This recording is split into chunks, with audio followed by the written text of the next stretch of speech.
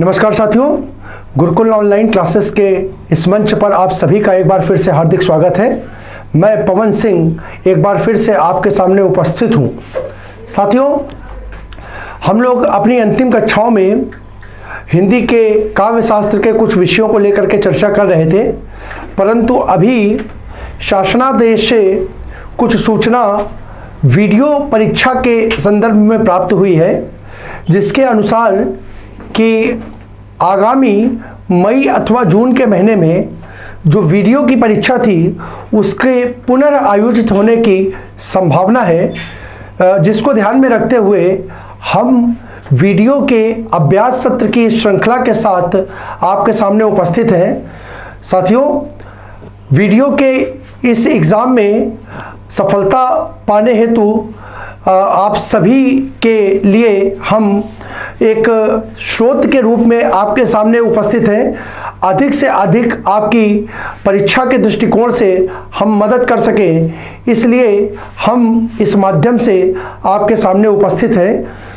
अपनी इस श्रृंखला में साथियों, हम विभिन्न विषयों को वीडियो की परीक्षा से जो संबंधित है उसको लेकर के अभ्यास सत्रों का आयोजन करेंगे, जिसके तहत आज की अपनी पहली कक्षा में मैं हिंदी के सत्र के साथ आपके सामने उपस्थित हूँ। आइए इस चर्चा को हम लोग प्रारंभ करते हैं और देखते हैं वीडियो के सिलेबस से जो हमारे महत्वपूर्ण प्रश्न हैं उन प्रश्नों को इस श्रृंखला के अंतर्गत। तो आज की हमारी चर्चा का पहला प्रश्न जो है वो प्रश्न है संधि का, कि पवन में कौन सी संधि है। तो इसके विकल्प है ए दीर्घ, बी गुण, सी यण और डी अयादि। तो साथियों, जैसा कि हम आपको लगातार इसको लेकर के चर्चा करते रहे हैं, तो आप भी इसके साथ प्रश्नों के उत्तर देने का प्रयास करें। साथ ही साथ एक कॉपी और कलम के साथ आप इन प्रश्नों के उत्तर अपने कॉपी पे नोट करते जाएं, ताकि अंत में जब हम लोग अपने सत्र का समापन करें तो वहाँ तक हम ये जान सके, अपना स्व आकलन कर सके कि हमारे कितने प्रश्न सही हैं और कितने प्रश्न गलत, जिसको आधार बना करके हम अपनी तैयारी को और क्या कर सके, पुख्ता कर सके, मजबूत कर सके। तो आप लोग भी प्रश्न के साथ उसका उत्तर लिखते जाएंगे और मैं साथ ही साथ इसके उत्तर आप लोगों को बताता जा रहा हूं। तो अगर इस पद का देखें तो पवन में हमारी संधि होगी साथियों डी अयादि संधि, और ये पद टूटेगा पोधन अन में। ठीक है, अब यहां से देखिए ये ओ जो है ये आपका अब में परिवर्तित हो जाएगा, और ये शब्द हमारा बन जाएगा पवन, शब्द बन जाएगा पवन। तो इस प्रकार से पहले प्रश्न का हमारा आंसर हो गया विकल्प डी। हमारा दूसरा प्रश्न है निर्धन में कौन सा समास है। निर्धन में कौन सा समास है। ठीक है, विकल्प ए है इसका कर्मधारय, विकल्प बी बहुब्रीहि, विकल्प सी तत्पुरुष और विकल्प डी द्वंद्व। ठीक, अब यहां पर देखिए, यहां पर बहुत महत्वपूर्ण प्रश्न हो जाता है साथियों, बहुत अच्छा प्रश्न है। इस प्रश्न का आंसर होगा विकल्प बी। ठीक है, हमारे कई मित्रों को, कई साथियों को इस प्रश्न के संदर्भ में दिक्कत हो सकती है कि सर इसमें कर्मधारय क्यों नहीं है। तो जरा ध्यान से देखिएगा, यहां पर एक पॉइंट में लिखवा दे रहा हूं, उस पॉइंट को आप लोग मेंशन कर लें। वो पॉइंट क्या कहता है? वो पॉइंट कहता है कि यदि उपसर्ग से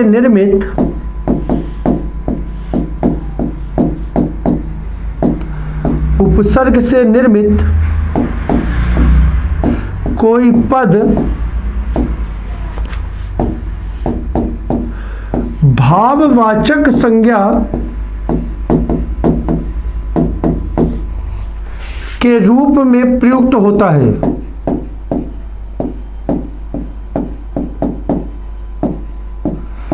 यानी कोई पद जो है जो उपसर्ग से निर्मित हुआ है और निर्मित पद यदि किस रूप में आ जाए, भाववाचक संज्ञा के रूप में आ जाए, भाववाचक संज्ञा के रूप में आ जाए या प्रयुक्त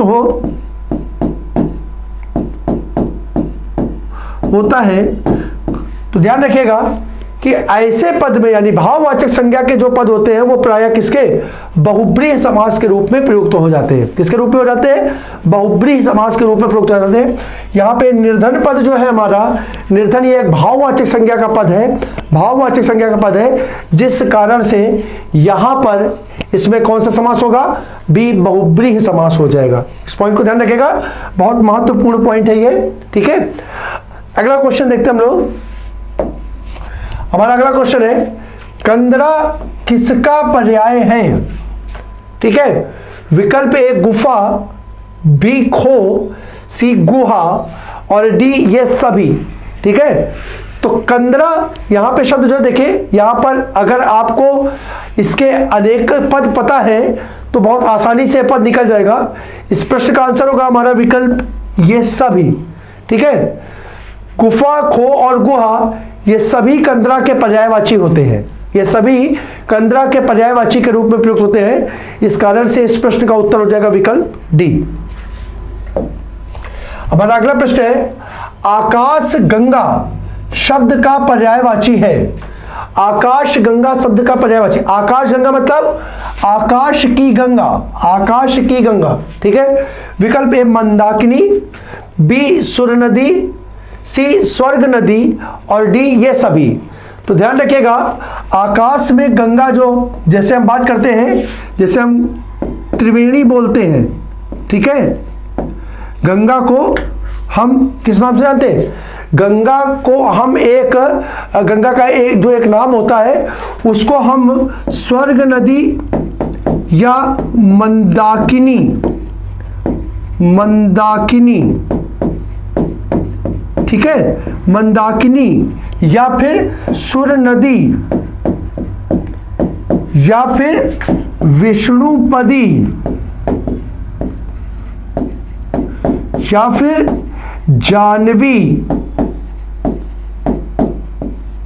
ठीक है, जानवी, ठीक है। इन शब्द के, इन आदि के नाम से भी जानते हैं। तो देखिए गंगा के पर्यायवाची जो होते हैं तो उसमें से मंदाकिनी, सुर नदी और सुर नदी, स्वर्ग नदी ये सारे आकाश गंगा के पर्यायवाची हो जाएंगे। तो आकाश गंगा का यहाँ पे जो आंसर होगा पर्यायवाची के रूप में हो जाएगा विकल्प डी ये सभी, यानी विकल्प जो है मंदाकिनी, सुर नदी, स्वर्ग नदी ये सभी आकाश गंगा के पर्यायवाची के रूप में प्रयुक्त हो जाएंगे, आकाश गंगा के पर्यायवाची के रूप में प्रयुक्त हो जाएंगे। तो इस प्रश्न का सही उत्तर हो जाएगा विकल्प डी। हमारा अगला प्रश्न है, इति का विलोम शब्द क्या होगा। साथियों इसके विकल्प है, ए अनुसार, बी अथ, सी श्रुति, डी निधि। तो इस प्रश्न का सही आंसर होगा इति का अर्थ होगा अथ, ठीक है। ध्यान रखिएगा साथियों, इति का अर्थ होता है समापन अथवा अंत, ठीक है। और अथ का मतलब होता है प्रारंभ, अथ का मतलब होता है प्रारंभ। तो अंत का विलोम प्रारंभ होता है, तो इसके प्रकार से यहां पर इति का जो विलोम हो जाएगा वो अथ हो जाएगा। बाकी बच्चे विकल्पों की अगर चर्चा करें तो अनुसार ये हमारा असंगत पद है, ठीक है, अनुसार ये हमारा असंगत पद है। अगर इसकी चर्चा करें तो अनुसार की अगर हम चर्चा करें तो ये एक अव्यय पद है। कैसा पद है, अव्यय पद है, ठीक है। श्रुति, श्रुति का शाब्दिक अर्थ होता है सुनना, श्रुति का शाब्दिक अर्थ होता है सुनना। और साथियों निधि, इसका शाब्दिक अर्थ होता है संपत्ति, निधि का शाब्दिक अर्थ होता है संपत्ति। तो इस प्रकार से हमारे इस प्रश्न का आंसर हो जाएगा विकल्प बी अथ, ठीक है। अगला प्रश्न देखते हैं। हमारा अगला प्रश्न है, अमर का विलोम शब्द क्या होगा? ठीक है, अमर का विलोम शब्द क्या होगा? तो इसका विकल्प है ए अमर्त्य, बी मर्त्य, डी मृण्य और डी मृत्यु। ठीक है, तो साथियों बहुत अच्छा प्रश्न है ये। इस प्रश्न का जो सही आंसर होगा वो होगा बी मर्त्य। ठीक है, अमर्त्य और अमर जो है ये लगभग समानार्थी पद हो जाएंगे।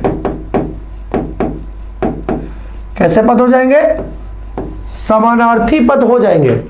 ठीक है, अमर्त्य का मतलब जो मरे नहीं उसी को अमर या अमर्त्य बोलते हैं।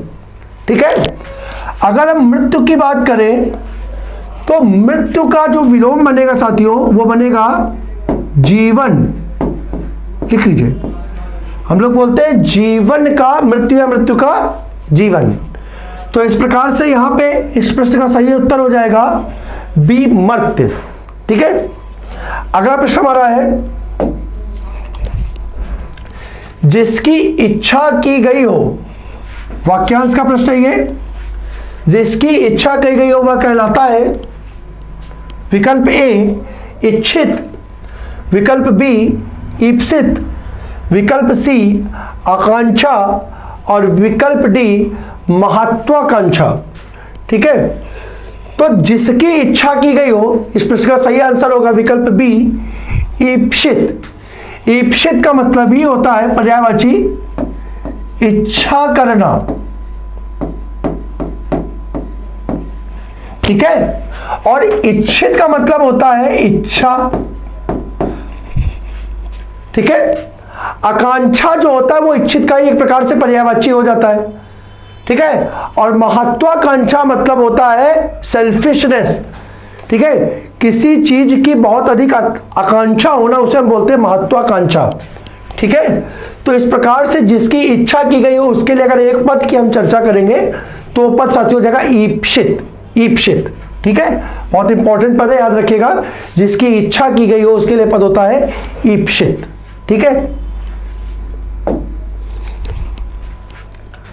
इसी का एक चीज ध्यान रखिएगा, जिसकी इच्छा की गई हो इसमें हम एक बार फिर से देख लेते हैं ईप्सित।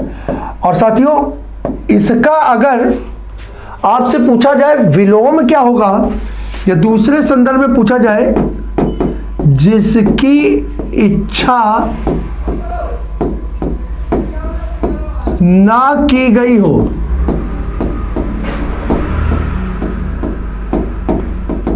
जिसकी इच्छा ना की गई हो, अगर इसका प्रश्न पूछेगा तो उसका आंसर हो जाएगा अनीप्सित। लिख लीजिए, अनीप्सित। जिसकी इच्छा ना की गई हो उसे बोलेंगे अनीप्सित। तो ईप्सित का विलोम होता है अनीप्सित। अगर हम चर्चा करें तो यहां पर अन उपसर्ग का प्रयोग हुआ है। अन उपसर्ग का प्रयोग हुआ है और मूल पद यहां पर ईप्सित।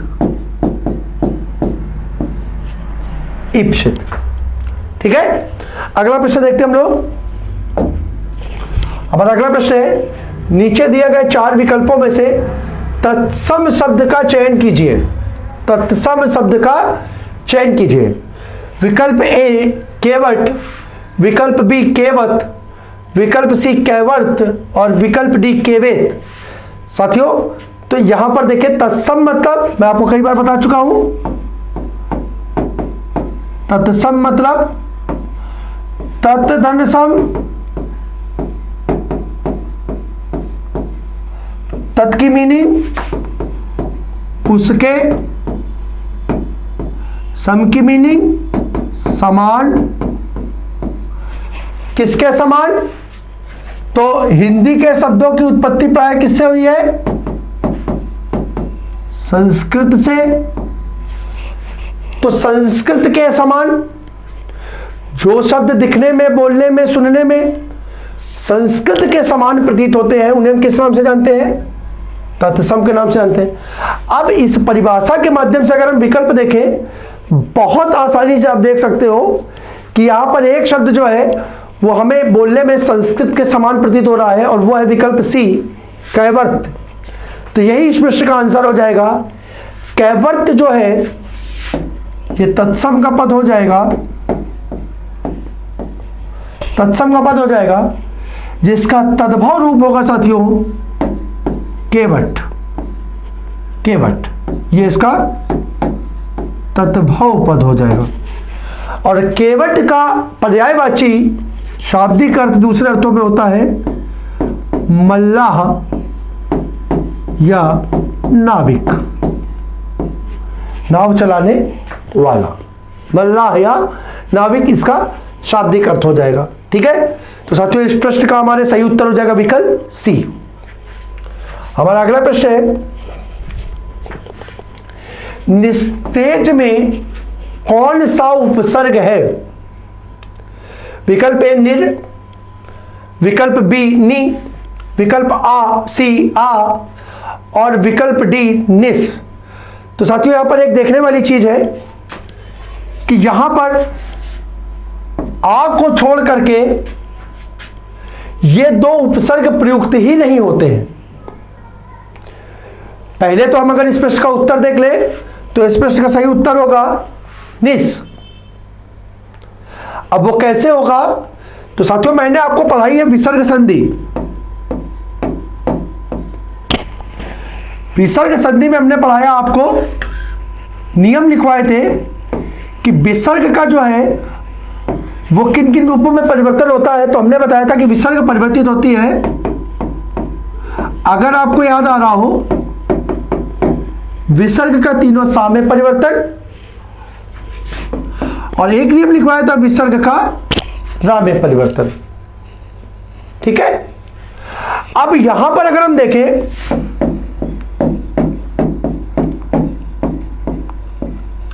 निस्तेज शब्द को देखें तो यहां से पद टूटेगा और यह पद बनेगा निधन तेज। तो देखिए उपसर्ग के रूप में आपको नी नहीं मिलता है, बल्कि क्या मिलता है?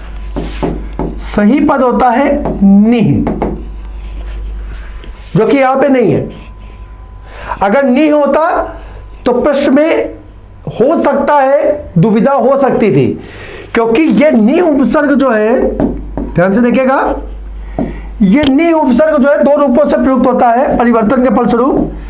यह निर भी परिवर्तित होता है और निस के रूप में भी होता है, निर के रूप में भी होता है। ये निस के साथ साथ यहां ये निश और निश के रूप में भी हो सकता है। ये जब हम ये देखते हैं विसर्ग का तीनों सा में परिवर्तन, तो ये नी का तो प्रयोग होता ही नहीं है उपसर्ग के रूप में, तो ये तो हट ही गया। और इसी प्रकार से यहां ये निर नहीं होता, बल्कि यहां होता है निर। ठीक है, तो ये दो उपसर्ग तो आपके रहेंगे ही नहीं। तो जो सही आंसर हो जाएगा वो हमारा क्या हो जाएगा? विकल्प डी। अगर यहां पर निस ना दिया होता, ध्यान रखिए, निस ना दिया होता तो यहां पर विकल्प के रूप में आपके सामने नी होता, क्योंकि यही नी जो है वो निर और निस के रूप में मिलता है, निर और निस के रूप में मिलता है। तो फिलहाल इस प्रश्न के अनुसार आपका जो आंसर हो जाएगा वो निस्तेज में उपसर्ग आपका हो जाएगा निस उपसर्ग हो जाएगा। क्या हो जाएगा? निस उपसर्ग, या इसकी अनुपस्थिति में ये नि उपसर्ग भी हो सकता है। ठीक है, तो इस प्रकार से ये प्रश्न हमारा कंप्लीट होता है। हमारा अगला प्रश्न है, ढिंढोरा पीटना मुहावरा किस अर्थ में प्रयुक्त होता है? तो साथियों विकल्प है ए खेल कराना, बी प्रचार करना, सी वाक्पटु होना, या डी डींग हाँकना। ठीक है, तो साथियों हम लोग इसका आंसर सही होगा बी प्रचार करना। हम लोग अक्सर कहते हैं कि यार सफलता का ढिंढोरा मत पीटो, या अपनी सफलता का ढिंढोरा मत पीटो। ठीक है, तो यहां पर ढिंढोरा पीटने का जो सही अर्थ हो जाएगा वो प्रचार करने से संबंधित हो जाएगा। ठीक है, प्रचार करने से संबंधित हो जाएगा। हमारा अगला प्रश्न है, सही वर्तनी वाला शब्द चुनिए। सही वर्तनी वाला शब्द चुनिए। विकल्प ए अपवंचक, विकल्प बी अपवचक, विकल्प सी औपवंचक और विकल्प डी अपवचंक। ठीक है, तो साथियों अगर आपने शब्द को सुना हो तो सही शब्द होगा ए अपवंचक। अपवंचक शब्द जो है अपवंचन से बना है। अब यह अपवंचन क्या होता है, तो साथियों ध्यान रखिएगा, अपवंचन मतलब होता है ऋण अथवा कर की चोरी। ये हो गया है क्रिया। ऋण की चोरी करना या कर की चोरी करना कहलाता है अपवंचन। क्या कहलाता है? अपवंचन। और ऋण की चोरी करने वाला, शब्द आप लोग लिख लीजिएगा, ऋण की चोरी करने वाला, यानी अगर हम यहां पे अब बात करें तो यह व्यक्ति हो गया, और यदि व्यक्ति की बात करें तो यह पद क्या हो जाएगा? संज्ञा पद हो जाएगा। क्या हो जाएगा? संज्ञा पद हो जाएगा। ठीक है, तो ऋण की चोरी करने वाला, अगर वाक्यांश में आपसे कभी पूछ दिया जाए कि ऋण की चोरी करने वाला क्या कहलाता है, तो ध्यान रखिएगा ऋण की चोरी करने वाले को हम अपवंचक कहते हैं। वाक्यांश के लिए बहुत महत्वपूर्ण शब्द है, याद रखिएगा। क्या बोलते हैं? अपवंचक। ऋण की चोरी करने वाले को हम क्या बोलते हैं? अपवंचक बोलते हैं। मेंशन कर लीजिएगा। तो इस प्रश्न की सही वर्तनी होगी विकल्प ए अपवंचक। ठीक है, अगला प्रश्न देखते हैं हम लोग। हमारा 13वां प्रश्न है, निम्नलिखित वाक्यों में से शुद्ध वाक्यों का सही उत्तर के रूप में चुने। तो आपको यहां पे वाक्य शुद्धि का क्वेश्चन है, ये वाक्य शुद्धि का। और अगर हम वाक्य शुद्धि की चर्चा करें तो 4 विकल्प देखते हैं। फल बच्चों को काट कर खिलाओ, फल बच्चों को काट कर खिलाओ। तो यहां पर देखिए, यहां पर जो वाक्य में पद प्रयुक्त हुए हैं उन पद का जो क्रम है, क्रम संबंधी अशुद्धि है, क्रम संबंधी अशुद्धि है। उन वाक्यों का प्रयोग जो है वो उचित क्रम में नहीं किया गया है। दूसरा, बच्चों को काट कर फल खिलाओ। ठीक है, बच्चों को काट कर फल खिलाओ। अब यहां क्या बच्चों को काट कर? नहीं, बच्चों को नहीं काटना है। काटना किसको है? फल को काटना है। तो ये आंसर भी हमारा क्या हो गया? गलत हो गया। विकल्प सी, बच्चों को फल काट कर, क्या काट कर? फल काट कर। ठीक है, तो यहां पर ये प्रश्न हमारा थोड़ा ठीक लग रहा है। एक विकल्प और देख लेते हैं। काट कर फल बच्चों को खिलाओ, ये तो कभी बोलते ही नहीं है। काट कर फल नहीं, फल काट कर, फल काट कर। ठीक है, तो इस प्रश्न का सही आंसर जो होगा हमारा क्या हो जाएगा? विकल्प सी हो जाएगा। बच्चों को फल काट कर खिलाओ, फल काट कर खिलाओ किसको? बच्चों को। ठीक है, बच्चों को। पक्का? तो ये जो प्रश्न हमारा हो गया, ये इस प्रश्न का सही आंसर हो जाएगा विकल्प सी।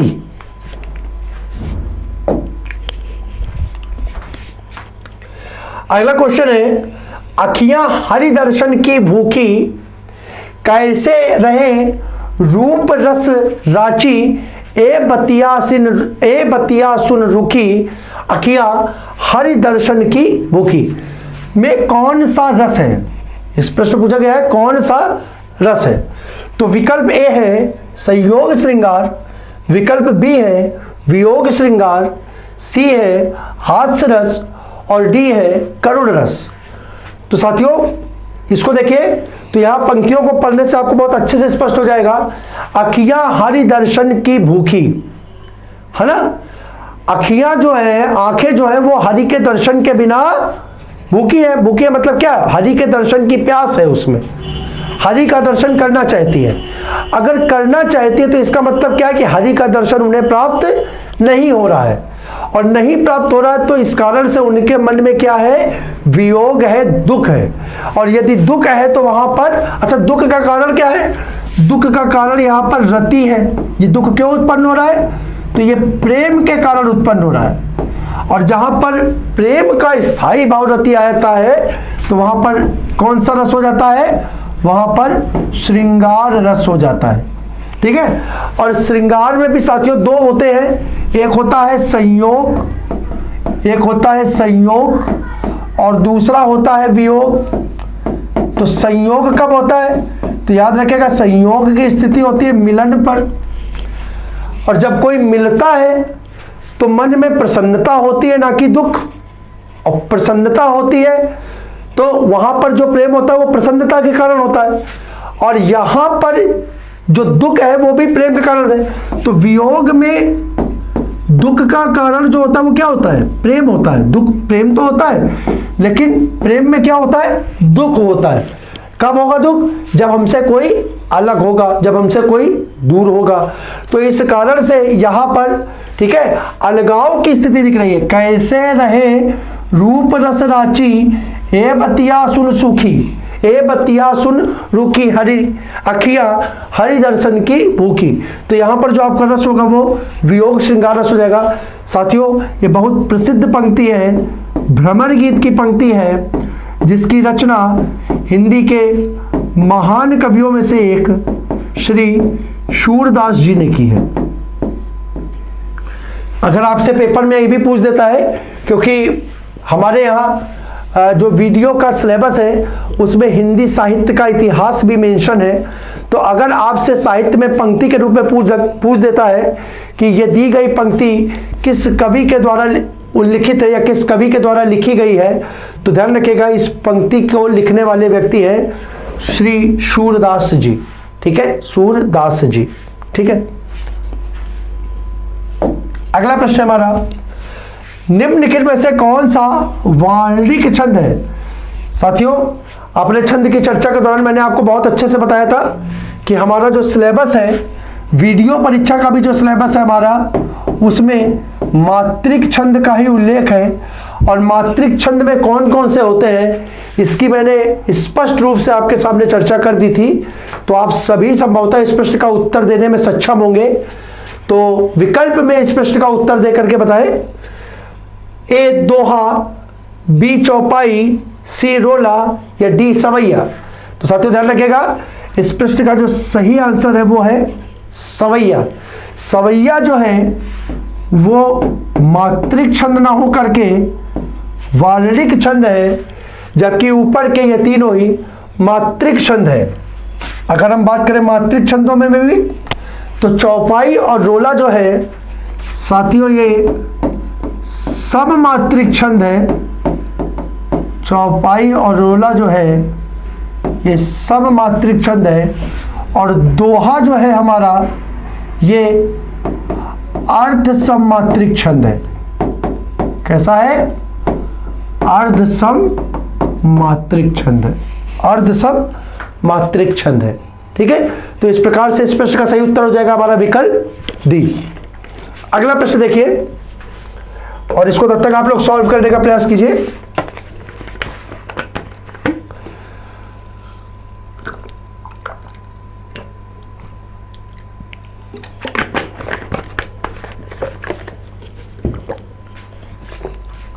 अगला प्रश्न हमारा अलंकारों से संबंधित है। अलंकार का चयन करना है आपको, और पंक्ति दी है, हृदय घाव मेरे पीर रघुबीर ही। हृदय घाव मेरे पीर रघुबीर है, बहुत चर्चित पंक्ति है। विकल्प देखते हैं, ए प्रतीक, बी व्यतिरेक, सी असंगत और डी उल्लेख। तो साथियों इस प्रश्न का जो सही उत्तर है वो होगा विकल्प सी, असंगति अलंकार। क्यों होगा? तो साथियों मैंने जब आपको अलंकारों की चर्चा की थी, विस्तृत रूप से, बहुत वृहद रूप से अलंकारों को पढ़ाया था। अगर कोई साथी हमारे मित्र अलंकारों को पढ़ना चाहते हो, जिनको अलंकार नहीं आता है, अलंकारों के प्रश्नों को लेकर के उनके मन में संदेह है, प्रश्न उनके गलत होते हैं, तो मैं उनसे निवेदन करूंगा कि प्लेलिस्ट में अलंकारों का हमारा पूरा चैप्टर पढ़ा हुआ है, आप वहां से जाकर के अलंकारों को पढ़ सकते हैं। तो वहां पे जब असंगत अलंकार पढ़ाया था तो मैंने आपको बताया था इसकी परिभाषा के रूप में कि जब कार्य कहीं और हो, जब कार्य कहीं और हो परंतु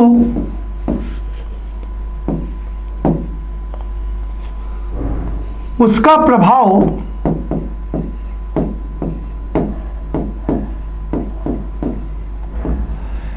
अन्यत्र कहीं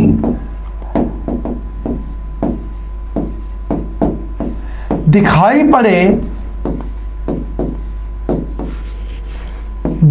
पड़े तो वहां पर जो अलंकार होता है वो कौन सा होता है? असंगत अलंकार होता है। देखिए, अगर इस पंक्ति को पढ़ें तो ये पंक्ति क्या है? हृदय घाव मेरे। घाव जो है वो किसी और को लगा है। देखिए, होना क्या चाहिए? होना तो ये चाहिए कि जिसके घाव लगा हो उसकी पीड़ा का एहसास उसी व्यक्ति को हो। जिसके चोट लगेगी दर्द उसी के तो होगा। सामान्य नियम तो यही कहता है ना कि अगर मेरे चोट लगेगी तो उसके दर्द का अनुभव किसे होगा? मुझे ही होगा। लेकिन यदि चोट मेरे लगे और उसके दर्द का अनुभव कोई और करे, उसकी पीड़ा किसी और को हो, यानी कार्य यहां हुआ परंतु उसका प्रभाव यहां ना हो करके कहीं और दिखाई दे, तो ऐसे काव्य की पंक्ति में असंगत अलंकार होता है। लक्ष्मण शक्ति की चर्चा है यहां पर कि लक्ष्मण के मेघनाद ने शक्ति मारी इंद्रजीत ने और लक्ष्मण मूर्छित हो गए। जब संजीवनी बूटी के द्वारा उनकी मूर्छा भंग हुई तो उठने के बाद जब उनसे पूछा गया कि भैया तुम्हें इतनी बड़ी शक्ति चलाई मेघनाद ने, तो उससे तुम्हें बहुत पीड़ा हुई होगी, तुम्हारे घाव हुआ।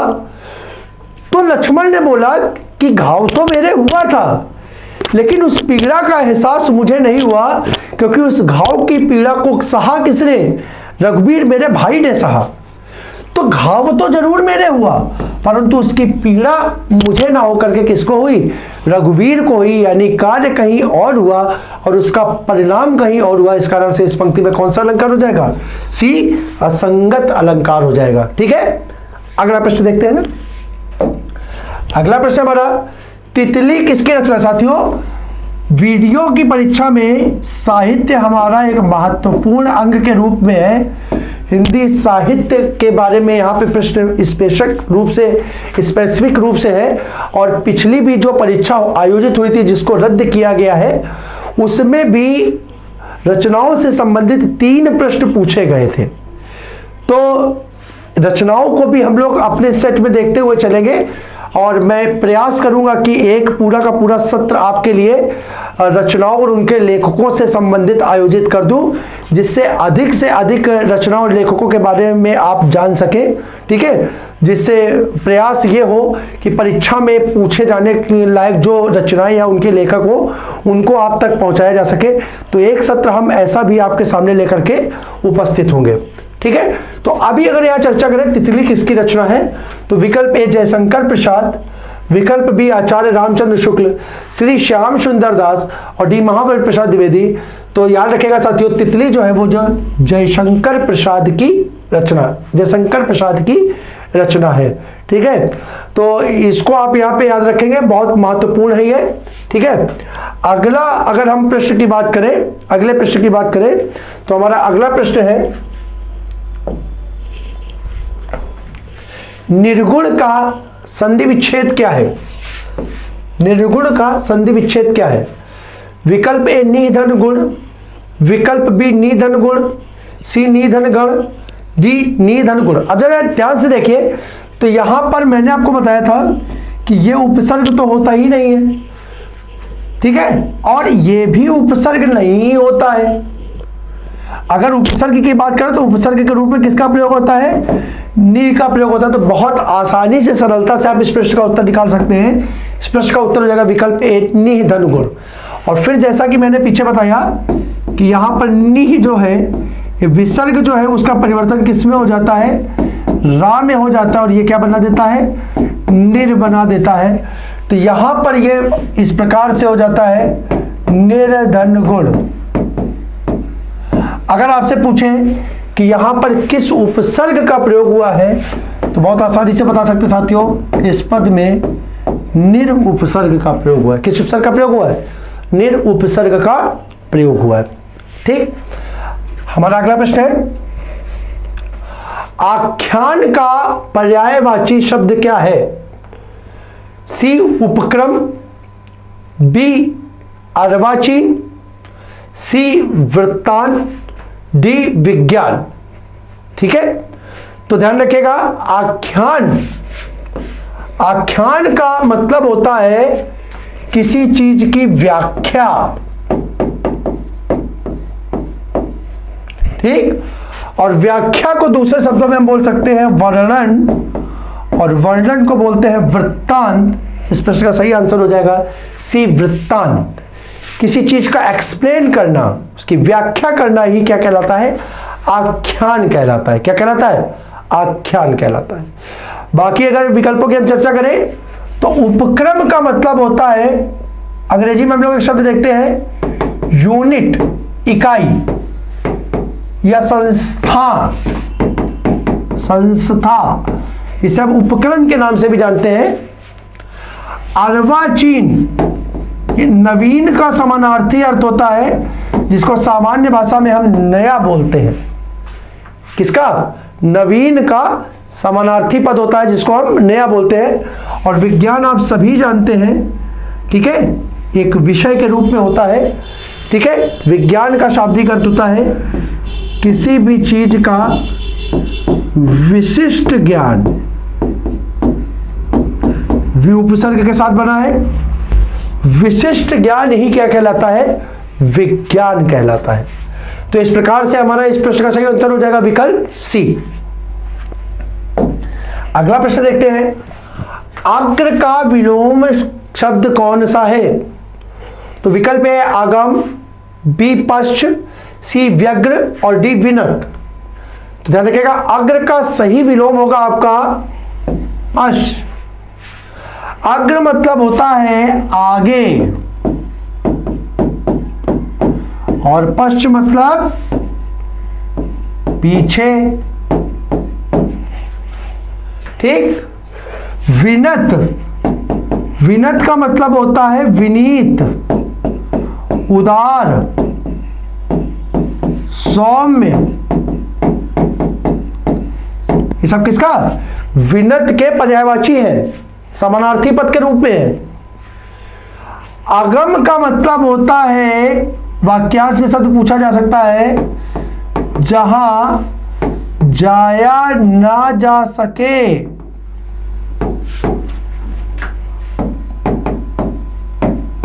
उसे हम क्या बोलते हैं, आगम। जहां जाया ना जा सके उसे हम आगम बोलते हैं। ठीक है, अगला प्रश्न देखते हैं। हमारा अगला प्रश्न है, आरंभ से अंत तक, इसके लिए एक शब्द क्या प्रयुक्त होगा? वाक्यांश के रूप में किस शब्द का प्रयोग करेंगे? तो विकल्प है आरंभिक, बी आद्योपंत, सी आद्योपान और डी संपूर्ण। ठीक है, तो यहां पर इस शब्द का जो सही आंसर होगा वो होगा आद्योपांत, आद्योपांत। ठीक है, प्रारंभ से या आदि से अंत तक के लिए जो शब्द होता है उसको हम आद्योपांत के नाम से जानते हैं। हमारा अगला प्रश्न है, अवलोकन में प्रयुक्त उपसर्ग बताइए। अवलोकन में किस उपसर्ग का प्रयोग हुआ है? तो यहां पर विकल्प देखते हैं, बी ए अप, बी अब, सी अभी और डी अब। तो देखिए यार, दो विकल्प में तो कोई दिक्कत ही नहीं है, अप और अभी नहीं होगा। अब यहां पर आपको देखना मूल पद क्या होता है, वलोकन की लोकन। तो आप लोगों ने देखा है लोकन शब्द का मूल पद होता है लोकन। ठीक है, तो यहां पे उपसर्ग के रूप में अब का प्रयोग हो जाएगा और सही आंसर हो जाएगा विकल्प बी, अवधनलोकन से मिलकर के शब्द बनेगा अवलोकन।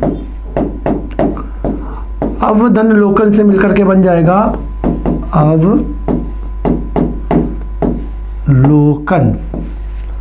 ठीक है, अवधनलोकन से मिलकर बनेगा अवलोकन। अगला प्रश्न देखते हैं। सही वर्तनी वाला शब्द छांटिए। वर्तनी का प्रश्न है। विकल्प ए पल्लवन, विकल्प बी पलवन, सी पलवन और डी प्लवन। तो बहुत सरल प्रश्न है साथियों। इस प्रश्न का आंसर हो जाएगा पल्लवन। पल्लवन, पल्लवन का शाब्दिक अर्थ होता है विस्तार। किसी चीज को विस्तारित करना, फैलाना कहलाता है पल्लवन। ठीक है। अगर हम बात करें, बहुत महत्वपूर्ण शब्द ये विलोम की दृष्टि से होता है कि पल्लवन का विलोम क्या होगा। ध्यान रखिएगा, पल्लवन के विलोम के रूप में हम लोग प्रयोग करते हैं संक्षेपण। संक्षेपण, क्योंकि पल्लवन का मतलब क्या होता है विस्तार करना, और संक्षेपण का मतलब होता है संक्षिप्त करना या छोटा करना।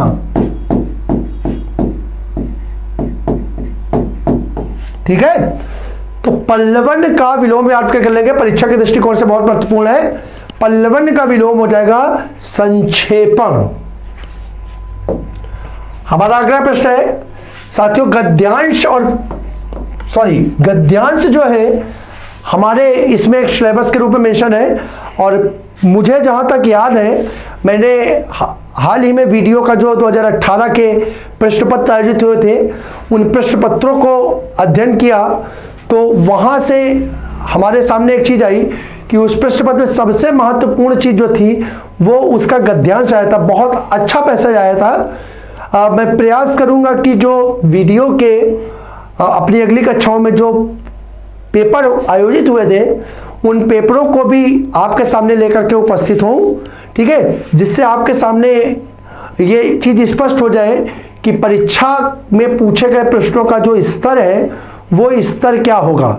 ठीक है, आज मैं एक बहुत अच्छे पैसेज के सामने गद्यांश के साथ आपके सामने उपस्थित हूं। आइए उस पैसेज को पढ़ते हैं और उससे संबंधित प्रश्नों के उत्तर को खोजने का प्रयास करते हैं। तो हमारा पैसेज जो है देखिए क्या कह रहा है। निकम्मे रहकर मनुष्यों की चिंतन शक्ति थक गई है, बिस्तरों और आसनों पर सोते सोते मन के घोड़े हार गए हैं, सारा जीवन रस निचुड़ चुका है, स्वप्न पुराने हो चुके हैं, आजकल कविता में नयापन नहीं है, उसमें पुराने जमाने की पुनरावृत्ति मात्र है, इस नकल में अकल की पवित्रता का अभाव है। अब तो एक नए प्रकार का कला कौशलपूर्ण संगीत साहित्य संसार में प्रचलित होने वाला है। यदि वह ना प्रचलित हुआ तो मशीनों के पहियों के नीचे दबकर हमें मरा समझिए। यह नया साहित्य मजदूरों के हृदय से निकलेगा। ये एक महत्वपूर्ण चीज आई, यानी यहां पर यह बताना चाह रहा है कि वर्तमान में जो भी काव्य लिखा जा रहा है, कवियों के द्वारा जिस भी काव्य की रचना हो रही है उसमें कोई नयापन नहीं है। पुरानी चीजों को ही नए ढंग से प्रस्तुत करने का प्रयास किया जा रहा है, परंतु उसमें भी मौलिकता का अभाव देखने को मिल रहा है कि नवीन रूप से प्रस्तुत करने में भी वो उस रूप में उसको प्रस्तुत नहीं कर पा रहे हैं जिससे कि वो लोगों के बीच में अपना स्थान बना सके, प्रचलित हो सके। ठीक है, क्योंकि यहां पर एक पद दिया है, नकल में असल की पवित्रता का अभाव है। जो पहले लिखा गया वो अपने आप में इतना शुद्ध और इतना अच्छा मधुर था कि नकल करने पे उसकी जो मौलिकता है, उसकी जो सुंदरता है वो समाप्त होती जा रही है। ठीक है, तो यहां पर पैसेज के इस पार्ट में यह बताने का प्रयास किया गया है कि वर्तमान में हमारे सामने, ठीक है, जो साहित्य है, ठीक है, वो साहित्य जो है वो अपनी मौलिकता को नष्ट कर चुका है, और जो नया सृजित किया जा रहा है वो भी पुरानी चीजों को नकल करके ही उसकी पुनरावृत्ति करने का प्रयास किया जा रहा है। ऐसी चीज में, ठीक है, एक नया संगीत हम लोग देखने के पथ पर है, जिसका सृजन किसके माध्यम से होगा? साहित्य मजदूरों के हृदय से होगा। यानी उस साहित्य की जो रचना होगी, वो जो साहित्य सृजित होगा, वो किसके द्वारा निकलेगा? तो मजदूरों के द्वारा निकलेगा। आइए आगे देखते हैं। उन मजदूरों के कंठ से यह नई कविता निकलेगी जो अपने जीवन आनंद के साथ खेत की मेड़ों को, कपड़ों के धागों का, जूतों के टाकों का, लकड़ी के रंगों का भेदभाव दूर करेंगे। नंगे सिर और पांव धूल से पिटे और कीचड़ से रंगे हुए वे बेजुबान कवि जब जंगल में लकड़ी काटेंगे, तब लकड़ी काटने के शब्द उनके असभ्य स्वरों से मिश्रित होकर वायुयान पर चढ़ दशों दिशाओं में ऐसा अद्भुत गान करेगा कि भविष्य के कलावंतों के लिए वही ध्रुपद और मल्हार का काम करेगा। ठीक है, तो कुल मिलाकर के जो नया साहित्य सृजित होने का, यानी कहने का भाव यह है कि आने वाले समय में लेखकों के माध्यम से, कवियों के माध्यम से जिस साहित्य की रचना होगी, उस साहित्य के मूल में कहीं ना कहीं मजदूर होंगे। ठीक है, कहीं ना कहीं मध्यम वर्ग या निम्न वर्ग के वो लोग होंगे जो मेहनत करके, ठीक है, अपना और अपने परिवार का भरण पोषण करेंगे। ठीक है, कला रूपी धर्म की तभी वृद्धि होगी, तभी नए कवि पैदा होंगे। नए कवि क्यों पैदा होंगे? क्योंकि देखिए अभी पीछे मैंने जो पढ़ा तो वहां पे देखा कि कोई भी मौलिकता है ही नहीं। कवि जो कुछ लिख रहे हैं वो पुरानी चीजों की पुनरावृत्ति ही कर रहे हैं। यानी लिखने के लिए, कहने के लिए, सोचने के लिए उनके पास अभी वो शक्ति नहीं है। शक्ति का मतलब है या मानसिक रूप से वो इतने सक्षम नहीं है कि अपनी कल्पना में उन चीजों को सोच सके।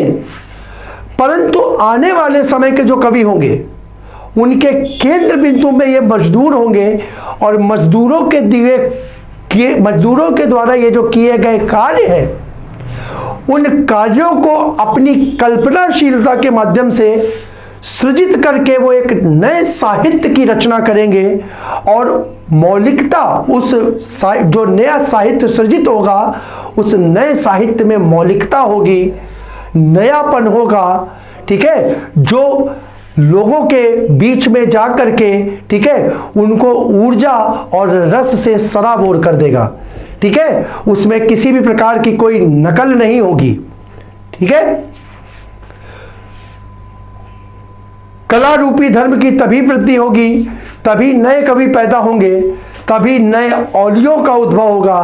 परंतु ये सब के सब मजदूरी के दूध से पले। देखिए, जो भी कवि होगा, जो भी कवि रचना करेगा, उसकी रचना का केंद्र बिंदु जो होगा वो मजदूर ही होगा। मजदूरों का संघर्ष होगा, मजदूरों के कार्य होंगे, मजदूरों की दिनचर्या होगी, मजदूरों के सुख दुख होंगे। इसी पे आधारित होकर जो कालांतर में कवि होंगे वो अपनी साहित्य का सृजन करेंगे। शुद्धाचरण, सभ्यता और कविता आदि के फूल इन्हीं ऋषियों के उद्यान में प्रफुल्लित होंगे, फलेंगे और फूलेंगे। बहुत अच्छा प्रश्न है। आइए इसके माध्यम से हम प्रश्नों के उत्तरों को खोजने का प्रयास करते हैं। यहां कह रहा है, कविता में नवीन विषयों के अभाव का मुख्य कारण क्या है? विकल्प ए, मनुष्य का सारा जीवन निचुड़ चुका है, स्वप्न पुराने हो चुके हैं। विकल्प बी, श्रमहीनता की स्थिति ने मनुष्य की चिंतन शक्ति क्षीण कर दी है। सी, मनुष्य में नवीन विषयों पर विचार करना बंद कर दिया है। या डी, मनुष्य ने नवीन कल्पनाएं करनी बंद कर दी है। तो साथियों, जब हमने देखा था तो पीछे हमने देखा कि कल्पनाशीलता का अभाव हो गया है। मनुष्य नई चीजों का सृजन ही नहीं कर पा रहा, उनके बारे में सोच ही नहीं पा रहा, जिसके कारण जो भी पुरानी चीजें हैं उन पुरानी चीजों की नकल करने पे आमादा है। लेकिन नकल करने पर भी उसमें वो मौलिकता, वो असलियत दिखाई नहीं देती है जो पुराने साहित्य में उपस्थित थी। ठीक है, तो मूल बिंदु जो मिल रहा है वो है कल्पनाशीलता का अभाव। तो उसके आधार पे इस प्रश्न का जो सही विकल्प आपके सामने होगा वो होगा विकल्प डी, मनुष्य ने जीवन कल्पनाएं करनी बंद कर दी हैं। ठीक है, अगला प्रश्न देखते हैं। अगला प्रश्न है, यदि संगीत नवीन साहित्य संसार में प्रचलित नहीं हुआ तो मनुष्य पर क्या प्रभाव पड़ेगा? ए, नवीन कला कौशलपूर्ण संगीत से वंचित रह जाएगा। बी, भौतिकता के आधिक्य के कारण भावहीन हो जाएगा। सी, भविष्य में कभी साहित्यिक प्रगति नहीं कर पाएगा। और डी, मशीनों का गुलाम बनकर रह जाएगा। ठीक है, तो अगर पैसेज के अनुसार देखें तो बहुत आसानी से यहां दो विकल्प तो आपके हैं ही नहीं। दो विकल्प का तो पैसेज में कहीं जिक्र ही नहीं हुआ, भौतिकता की चर्चा पूरे पैसेज में कहीं नहीं है। और भविष्य में साहित्य प्रगति नहीं करेगा ऐसा नहीं कह रहे, बल्कि वहां यह कहा गया कि मजदूरों के बीच से निकलेगा और जो साहित्यकारों की नई फौज होगी जो इस साहित्य की रचना करेगी उनके केंद्र बिंदु में ही ये मजदूर होंगे। तो साहित्य भविष्य में प्रगति नहीं करेगा, ये तो एकदम असंगत कथन हो गया। यहां तो स्पष्ट रूप से कह रहा है कि भविष्य में साहित्य की प्रगति होगी, साहित्य लिखा जाएगा, मौलिकता होगी, नवीनता होगी और उसके केंद्र बिंदु में मजदूर वर्ग होगा, श्रमिक वर्ग होगा। ठीक है, उसके केंद्र बिंदु में इसको, जिसको हम लोग दूसरे नाम से बोलते हैं, इसको हम लोग बोलते हैं बर्जुआ। क्रांति जब हुई थी रशिया में, ठीक है, तो बर्जुआ वर्ग के द्वारा हुई थी। बर्जुआ मतलब श्रमिकों के द्वारा, मजदूरों के द्वारा, खेती करने वाले, मिलों में, कंपनियों में, फैक्ट्रियों में नौकरी करने वाले वर्ग के द्वारा साहित्य लिखा जाएगा। ये इसके केंद्र बिंदु में होंगे। तो बिल्कुल नवीन नया साहित्य सृजित होगा, तो ये नहीं है। तो अब अगर बच रहे तो दो विकल्पों के आधार पर अगर हम चर्चा करें तो प्रश्न का उचित विकल्प जो होगा वो विकल्प डी दिखाई दे रहा है, मशीनों का गुलाम बनकर रह जाएगा। कब? यदि संगीत नवीन साहित्य संसार में प्रचलित नहीं हुआ तो। अगर नहीं हुआ तो क्या होगा? जो मजदूर है वो फैक्ट्री में जाएगा, जो किसान है वो खेत में जाएगा, जो खेती करने वाला व्यक्ति है वो खेतों में जंगलों में जाकर के लकड़ी काटेगा, जो शहरों में रहने वाला व्यक्ति है दिहाड़ी मजदूर है वो दिहाड़ी करेगा, लेबरगिरी करेगा, रिक्शा चलाएगा और बस अपने कार्य को करेगा। उसके कार्यों की जो महत्ता है, इंपॉर्टेंस है, वो लोगों के बीच में नहीं आ पाएगी यदि उसको साहित्य में ठीक से स्थान नहीं मिलेगा। ठीक है, तो आशा करता हूं कि ये बिंदु भी आपके सामने उपस्थित हो गया होगा और इस प्रश्न के उत्तर तक आप पहुंच सके होंगे। कैसे इस प्रश्न का उत्तर विकल्प डी हुआ, ये मैंने आपको बताने का प्रयास किया। अगला प्रश्न है हमारा, नवीन साहित्य का प्रमुख विषय होगा। बहुत बेसिक सी चीज है। विकल्प देखते हैं, श्रमजीवियों के कंठ से निकला राग, मजदूरों के जीवन में बिखरा आनंद, आम आदमी के श्रमपूर्ण जीवन, खेत मेड़ कपड़े के धागे, जूते के टाके और लकड़ी के रंग। तो हमने देखा कि मूल में पूरे पैसेज में जब हमने कहा तो हमने चर्चा की कि जो नवीन साहित्य सृजित होगा उसके केंद्र में होगा मजदूर। तो मजदूर के जो क्रियाकलाप होंगे, जो उसकी कार्य गतिविधि होगी, वही जो होगा वो साहित्य का प्रमुख केंद्र बिंदु होगा। इसके अनुसार इस प्रश्न का जो सही आंसर होगा वो होगा विकल्प बी, मजदूरों के जीवन में बिखरा आनंद। क्योंकि हम लोग कहते हैं, हम लोग अपने दैनिक जीवन में भी एक कोट्स का प्रभाव करते हैं कि अभाव में ही प्रभाव। ठीक है। जीवन में क्या है, कुछ ना कुछ अभाव तो आपके जीवन में रहेगा ही, तो उसको अभाव को लेकर के रोने से अच्छा है कि उस अभाव को ही हम आनंद के रूप में स्वीकार करें, ठीक है, और उसको ग्रहण करके अपने जीवन को आगे बढ़ाएं। तो जीवन में एक नई तरंग, एक नई उमंग, एक नई ऊर्जा के साथ हम अपने कार्यों को संपादित कर सकेंगे, ठीक है, और अपने जीवन को और सुखपूर्ण तरीके से व्यतीत कर सकेंगे। तो साथियों, इस प्रकार से आज के इस अंक में हमने कुछ प्रश्नों के साथ आपके सामने उपस्थित होने का प्रयास किया, ठीक है। इसी प्रकार और भी बहुत से महत्वपूर्ण प्रश्नों के साथ हम अपनी श्रृंखला को आगे बढ़ाएंगे। और मैं आप सभी से ये क्या निवेदन करता हूं कि चूंकि वीडियो की परीक्षा में संभवतः वही छात्र शामिल हो पाएंगे जिन्होंने पूर्व में इस परीक्षा में फॉर्म भरा था या जो सम्मिलित हुए थे, तो मैं पुनः एक बार अपने उन सभी साथियों से, अपने सभी छात्रों से, मित्रों से ये अनुरोध करूंगा कि साथियों देखिए, आपके सामने ये बहुत ही सुनहरा मौका है, क्योंकि अगर आप परीक्षा को देखें तो ये परीक्षा 2018 में आई थी और 2018 से लेकर के वर्तमान में 5 वर्ष के आसपास का समय व्यतीत हो चुका है। तो जो भी हमारे छात्र जो उस समय परीक्षा में सम्मिलित हुए थे, उनके लिए एक बहुत ही सुनहरा अवसर है, क्योंकि कितने ऐसे छात्र होंगे जो उसके बाद से अन्य परीक्षाओं में चयनित हो चुके होंगे और कहीं ना कहीं विभागों में अपनी सेवाएं दे रहे होंगे। तो चयनित छात्रों के बाद जो कंपटीशन आपका है वो यहाँ पर बहुत ही सीमित रह जाता है। तो मैं आपसे फिर से निवेदन करूंगा अपने उन सभी छात्रों से जो पूर्व में परीक्षाओं में शामिल हुए हैं, और इस श्रृंखला को चलाने का एक बहुत महत्वपूर्ण कारण यह है कि नए छात्र चूंकि इसमें उपस्थित नहीं हो पाएंगे, तो संभवतः ऑफलाइन में संस्थान में भी हम आपको कोचिंग के माध्यम से ये सेवाएं ना दे सकें, तो इस माध्यम से हम ऑनलाइन का सहारा लेकर के किसी न किसी रूप में आपके सामने उपस्थित हैं कि जिससे हम अधिक से अधिक आपके सामने उन प्रश्नों को रख सके जो वीडियो में पूछे जाने की जिनकी संभावना है, और आपका जो चयन होने में है उसमें हमारा भी कुछ योगदान हो। इस उम्मीद के साथ हम इस श्रृंखला को लेकर के आपके सामने उपस्थित हुए हैं। हमारे वो मित्र, साथी, बंधु बिल्कुल निराश ना हो जो ये सोच करके बैठे हो कि सर हम इस परीक्षा को दे ही नहीं पाएंगे, तो हमारे लिए सत्र नहीं है। साथियों, पढ़ाई कभी भी व्यर्थ नहीं जाती है, इस चीज को ध्यान रखिएगा। अगर ये प्रश्न यहाँ नहीं तो किसी ना किसी परीक्षा के रूप में आपको, चाहे वो यूपी कांस्टेबल की आगामी आने वाली परीक्षा हो, यूपी टेट की जो परीक्षा है उसमें कुछ हमारे साथी सहभागी उपस्थित होंगे, सुपर टेट की परीक्षा कालांतर में उसके बाद आयोजित होने का एक है ही प्रावधान है, ठीक है।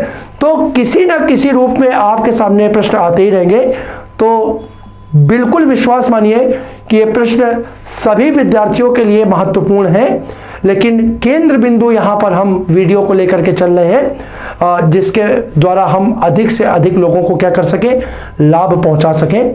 तो अपनी इसी वाणी के साथ या अपने इसी एक मैसेज, एक संदेश के साथ मैं अपनी आज की कक्षा को विराम देता हूँ, इस वादे के साथ कि हम और बहुत अति महत्वपूर्ण प्रश्नों के साथ इस श्रृंखला के अगले अंक में आपके सम्मुख उपस्थित होंगे।